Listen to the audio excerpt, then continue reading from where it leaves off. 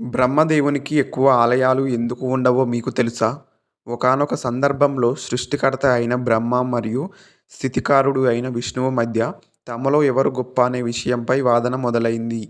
వారి శక్తిని పరీక్షించడానికి అక్కడ శివుడు అంతులేని తేజోలింగం రూపంలో ఆవిర్భవించాడు. ఈ లింగం యొక్క ఆది లేదా అంతం కనుగొన్న వారే గొప్పవారు అని శివుడు ప్రకటించాడు.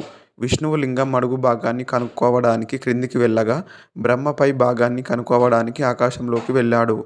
ఎంత వెతికినా మొదలు చివర దొరకలేదు. విష్ణువు వెనక్కి వచ్చి తాను లింగం అడుగు భాగాన్ని కనుక్కోలేకపోయానని సత్యాన్ని ఒప్పుకున్నాడు. కానీ బ్రహ్మదేవుడు మాత్రం లింగంపై నుంచి కింద పడుతున్న కేతకీ పువ్వు మరియు గోమాత సాక్ష్యంతో తాను శిరస్సును చూశానని అబద్ధం చెప్పాడు. బ్రహ్మ అబద్ధాన్ని తెలుసుకున్న శివుడు తీవ్రమైన కోపానికి గురై బ్రహ్మదేవుడు భూలోకంలో ఎక్కడ పూజలు అందుకోకుండా, ఆలయాలు లేకుండా పోవాలని భయంకరంగా శపించాడు.